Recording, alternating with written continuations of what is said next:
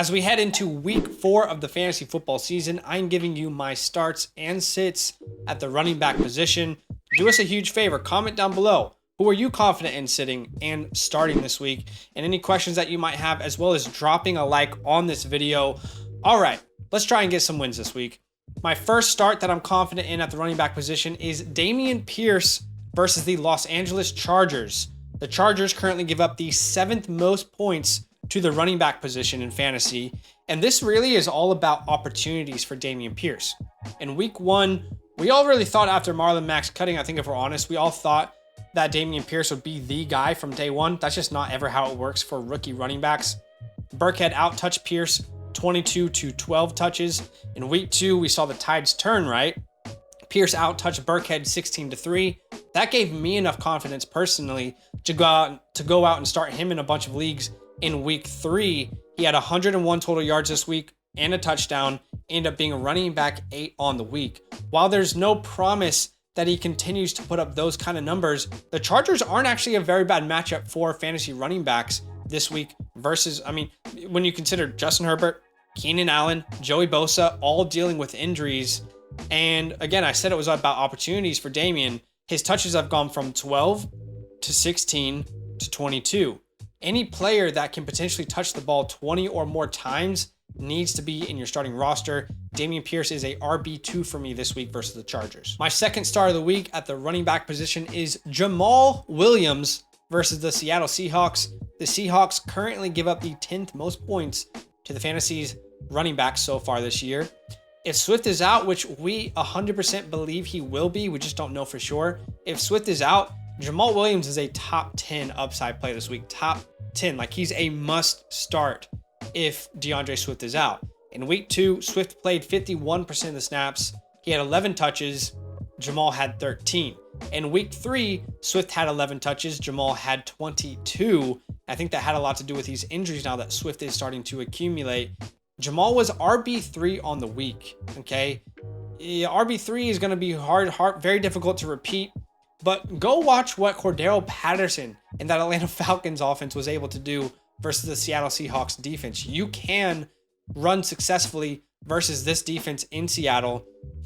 And by the way, despite the Lions being 1-2 to start the year, they are 2nd in the NFL in points per game. This offense is firing on all cylinders. JAMAAL should be a very, very good start here in week 4. My third start of the week at the RB spot is Khalil Herbert at the New York Giants. The Giants currently give up the 14th most points to running backs, so they're kind of like middle of the pack. But this entirely hinges on David Montgomery being out, which we fully believe that he will be out this week and maybe beyond. Right now, he looks like he has a high ankle sprain combined with a knee injury. It's really hard to see a scenario in which David Montgomery plays this week. And last week, Herbert filled in beautifully with 20 carries, 157 yards, and 2 touchdowns on the ground. He actually finished as the RB1 on the week. There wasn't a better fantasy running back this week than Khalil Herbert. More importantly, Herbert actually looked really, really good. Like he had a lot of juice. He didn't look like someone who was just filling in. He looked like a starting running back. I would argue that he actually looked like he had more juice than David Montgomery, and that's not a slight to Montgomery, but Herbert sees the opportunity, and we have seen him do that again even last year. Like he seized his opportunities for fantasy. Now you have a matchup where you face the Giants, who just allowed Tony Pollard and Zeke to put on a clinic versus them on Monday Night Football. And it's clear that the Bears really don't want Justin Fields to throw the ball. Why didn't they build around him? That's a different conversation for Dynasty. But it's clear that they want Justin Fields to not throw the ball as much as possible. They want it to be all run game. So now you're going up against the Giants. It should be a close game. And Herbert is a top 24 option here in week 4. My fourth star of the week at the running back position is BREECE Hall. And I really want this to be Joe Flacco again this week. Zach Wilson, take as much time as you need. Get the knee completely healthy. I hope it's Flacco. But he goes up against Pittsburgh, who currently give up the 9th most points to the position. And we keep seeing a role grow for BREECE Hall. In week 1, he had 15 touches. In week 2, it was down to 8. But then in week 3, I think we really saw a significant change. He had 19 touches, including 11 targets. And if you look at the snap counts as well as routes run for Michael Carter and BREECE Hall, in weeks 1 to 2, it was dominated by Carter. even though Breece Hall was still producing really well and was extremely efficient with his touches, Carter had 92 snaps versus Breece's 58, and routes run, Carter was also leading that category. But now you look at week 3, Michael Carter had 36 snaps and Breece outsnapped him with 42. And he also ran 10 more routes here in week 3. I think we're seeing a changing of the guard. I said it before in trade 4 videos where I told you to trade for Breece. The changing of the guard is coming. You can't look at what Breece is doing with his limited touches and not expect his role to continue to grow. He looks incredible. He's currently averaging 7 targets per game, which gives him a really safe floor. Like I don't think he's finished under 10 points this year. They're playing the Steelers, and the Steelers look awful on offense, and I think they're going to stick with Mitch Trubisky. So if Zach Wilson's back, I still will start Breece, but I really want it to be Joe Flacco.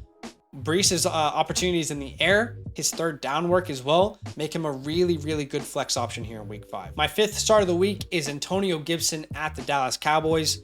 Dallas currently gives up the 9th fewest points to the running back position, and it's probably not going to be pretty for Gibson, but he's just getting it done for fantasy right now. Right now, he's the running back 12 on the year. He's averaging 17 touches per game. In week 1, Gibson looked incredible. I mean, I was so excited with the way that they were using him. It's how they should have used him, his entire career. We haven't seen that sort of usage in weeks 2 and 3, but he's still been okay, a decent floor, and he's gotten into the end zone.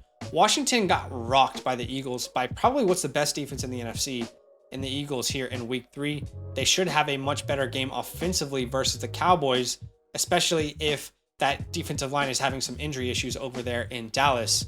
Brian Robinson is coming back soon. So your opportunity to start any Washington running back is slowly dwindling. Start Gibson while you can. He has a chance to be a top 20 running back versus Dallas again here in week 4. In an offense that actually isn't bad. Like Washington's offense is pretty good. They just need to get help in the pass protection part of their offense. They're getting sacked so many times. So Gibson's going to have a great chance to get into the end zone again here in week 4. And I consider him a flex option. And my last start of the week for running backs is Alvin Kamara versus the Minnesota Vikings. It's not been pretty for Alvin Kamara so far. He had the fumble this week. He didn't look incredible in week 1. Has been dealing with a bunch of injuries. But this is the get right game here versus the Vikings. Minnesota currently give up the 4th most points to fantasy running backs. They're getting absolutely hosed by running backs in fantasy this year.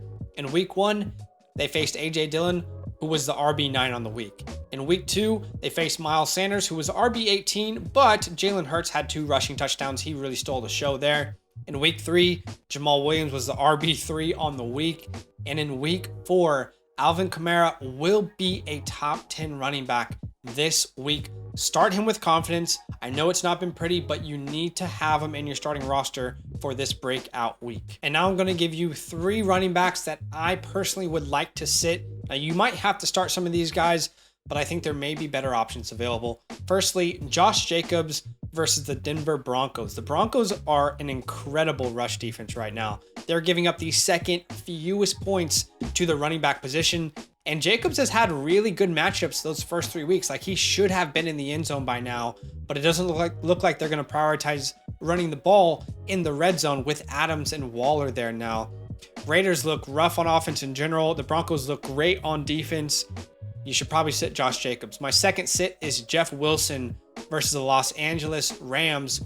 Just like the Broncos, the Rams are really, really good defensively versus running backs. They give up the 3rd fewest points to the running back position.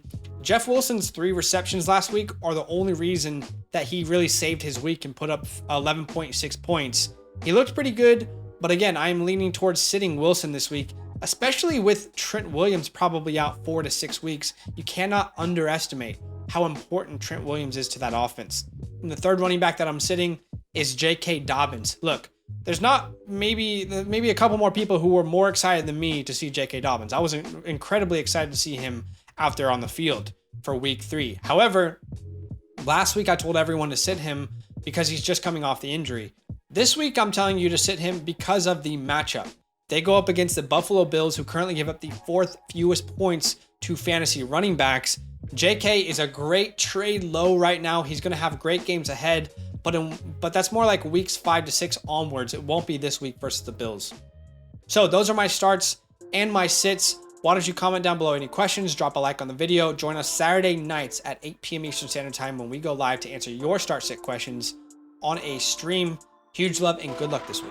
Yo, what's good? Thanks for watching. We got a lot more videos. A lot more. If you want more videos. Watch now, it. You can also subscribe. Right now. If you want to. You need to. And lastly, don't forget that you can sign up to support the show and get exclusive content by going to patreon.com/FantasyLand fam.